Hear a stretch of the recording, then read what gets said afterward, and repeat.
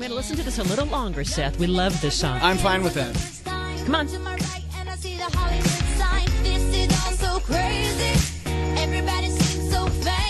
Oh, yeah. We're getting a good mood because it's a happy song, and that's what we love here at Home Wizards. Happy things, Cindy Dole. And, you know, it's not the size of the package. It's what's inside that counts, but there is more than that, right? It's that first impression.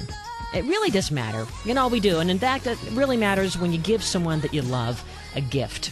And with me is a woman who's all about parties and having fun and showing that you love someone, Wanda Wen, she worked in the fashion industry, and she would help people figure out what looks good for them. But then she discovered that really paper is her passion, and so she created this very cool business called Soolip in West Hollywood. It's all about paper, and it's all about just great things. And so, Wanda Wen, thanks for being here with us. Thanks for having me, Cindy. Hi. Good. And so, anyway, I just think that what you've got, and you call it's a Soolip fix, right? That people come to your shop just to get that feeling. Yep.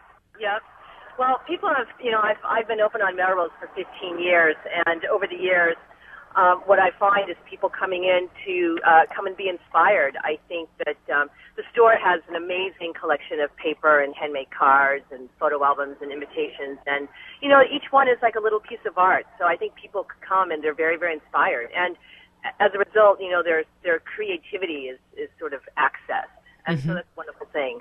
And boy, and in a time when we're all like on our computers and our cell phones and whatever, I mean, this has really shown us to slow down. Yeah, absolutely. I've been a proponent of just taking the time and noticing the simplicities of life, whether it's taking the time to handwrite a letter, which in this day and age is, just goes so much further, or taking the time to wrap a beautiful gift. Really just slowing down, taking time to have a cup of tea, or taking time to have a conversation with a friend. Those are all things that are relished so much more these days because of our fast-paced world. I mean, let's face it, we're all on iPhones and iPads and computers, and we're on 24/7. Yeah. And like you say, having a cup of tea, this is almost like that, where it becomes kind of this Zen-like ritual where you are very purposely selecting the paper and then selecting the ornament, and then it's making you feel good as well as the person who's going to receive it. Oh yeah, I mean when I wrap a gift, it really is very, very therapeutic, and I come across a lot of people that are into the paper arts, or they're card makers or paper makers, and the one thing that I hear repeatedly is that it's just a very calming activity. And gift wrapping, the art of gift wrapping is really it's about putting a little bit of yourself in that gift wrapping, and also giving something to the other person. I mean, when I wrap a gift for someone, it's a combination. The aesthetic that results is really a combination of who I'm giving a gift to, and then of course, as it's pulling from my collection or arsenal of papers and ribbons and gift toppers, it's a little bit about my aesthetic. Mm-hmm. Well, I think that there's a lot of us. I mean, and by the way, the book that you have out, it's so beautiful. It's called The Art of Gift Wrapping. Some 50 innovative ideas using things that are organic, unique, and uncommon. And I love it. I mean, I read the whole thing, and we're going to talk about all the great ideas. But how do you convert someone who mentally is saying, okay, yeah, Wanda, I love your store, but then when I get back to my real world, I just don't have time? How do you change that mindset? Well, first of all, of course, I welcome everyone to come to my store, which is on Melrose Avenue. However, really, I want to inspire people to use things in their home and around their home, in their garden. Creating something beautiful and creating a gift that is beautiful does not have to be expensive. And my book, The Art of Gift Wrapping, which, is a new release from Random House, just came out this year. What I'm most passionate about is being resourceful. If you look through the pages of my book, there are 50 projects, and many of them are about using what you have in your home, whether it's going into your kitchen and using wax paper. I love using wax paper wrapping. Or going outside after a rainstorm and picking up the twigs and the sticks and the pods from trees and using them as gift toppers. Or bundling, one of my favorites, Cindy, is taking bunches of twigs and winding wax twine around them and using that as a gift topper. So, my book, yes, some of the ingredients that I use are things that come from my store, or things that come from other paper stores. However, I really, really encourage just using what you have in your home. Mm-hmm. Brown craft paper is one of my favorite papers to wrap with, and there's a great project in my book where, I don't know if you've seen it, Cindy, but it's taking pencil and basically shading an object underneath, placed underneath your paper so that you have an image image that's created that comes through. I mean, it's so beautiful. You want to frame all these things, you know what I mean? I'm sure that when someone's opening up the present, I mean, they're thinking, wait a minute, this is better than the present. Well, that's the hope, is that when a recipient receives a gift, that they know the importance of who they are to the gift giver. Mm-hmm. I mean, that's, let's face it, merchandise is so ubiquitous these days, and everyone has access to everything. And, if there's a way to distinguish, and a way to distinguish one's caring or one's love or one's affection for another human being, that's what I hope in inspiring people to take the time to gift wrap something with just a little bit of your own personality, rather than going out and just getting I don't know. I mean, I love gift bags, and I do sell some gift bags at my store, but it's just nice to even just take a grocery bag and turn it inside out and use that as a wrap, and take some cotton string that you may have hiding in your hardware closet, wrap it around a few times, go outside and get a twig of bougainvillea and put that on the top. That is just, to me, it just speaks so much more. Well, you have outlined that you call it the 7 rules, or some of the different principles that you apply every time you're wrapping a present, and some of the things I can relate to in terms of just fashion, which makes sense since that's your background, and that's when you kind of mix leather and lace, or a T-shirt and a velvet jacket. That's the approach that you think we should take when we're looking at a package. Yeah, it's so true. It is.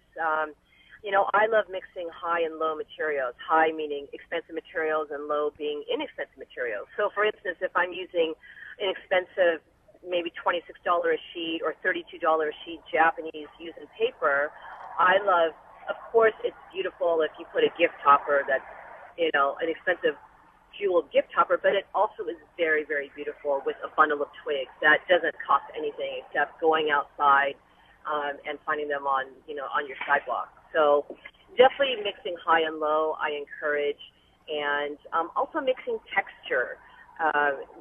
One thing I think that when people come to Soolip and what they're attracted to is that there's a lot of texture in the store, and it's very tactile. In this day and age of the digital world, where really we're not receiving handwritten letters all that often, and photo albums have become, those photo albums that are printed on the computer. People are yearning. I mean, we are human after all. Each of us is a human being, and we yearn for anything that's tactile. Mm-hmm. So what people are responding to when they come to Soolip is that there's it's tactile. It hits people's senses, the sense of touch, the sense of sight. So definitely mixing texture. And it's old school, it takes you back to, kid projects, and it gives those warm and fuzzies.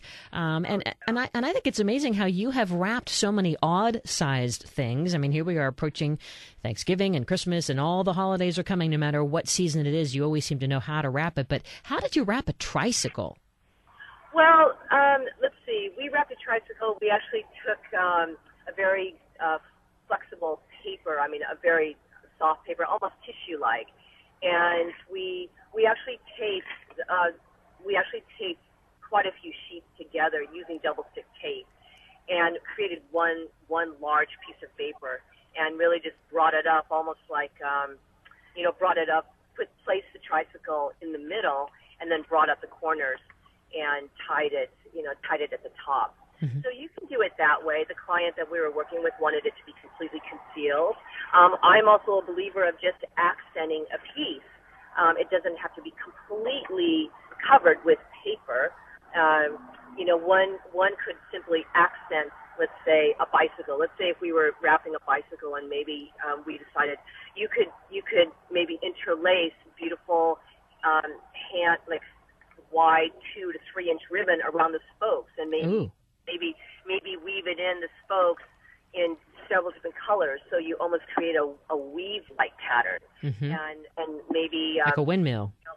Yeah, kind of like a windmill, or taking some, if it's a Christmas present, maybe taking some garland, some fresh garland, and lining the handlebars with that, and tying it with a ribbon on each side of the handle. So those are ways that you can wrap odd-shaped gifts, and also, being resourceful a little bit. Mm-hmm. And that was always where my dad would just kind of cop out with a scavenger hunt, although I loved the scavenger hunt. But, you go from room to room, and then finally the big prize is there in the garage. It's not really wrapped, but you had the fun finding it, so that's kind of cute. Yeah. And newspapers, and I mean, I've seen some clever, again, getting back to using things that are just around the house or repurposing what's commonly in your life, comics, magazines, newspapers. What are some ideas you have for using those kind of papers? Absolutely. Well, I love using magazines, and I love getting fashion magazines and looking through the fashion pages. And especially the magazine W, which is sort of slightly enlarged, and they always have great spreads, great editorial spreads that are just graphically beautiful, very strong colors. So if I'm wrapping something small, let's say like a CD or maybe a framed photograph, I love using editorial pages from a magazine and using that to wrap with. And it's really interesting what results, because you don't really ever see the full image of whatever that page was, but you see snippets of it. And it really is very, very cool. It is. Mm-hmm. And newspaper is great.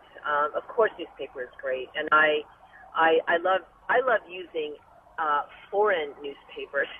I'm Chinese, but I don't speak Chinese. But sometimes when I like to use newspaper, I'll pick up Chinese newspapers and use them because I just think graphically it's really cool. Yeah, and it speaks back to your legacy. Yeah, and exactly. Or maybe finding a newspaper like that had some historic headline that had meaning, to the person. Kind of fun. All right, well, don't go away.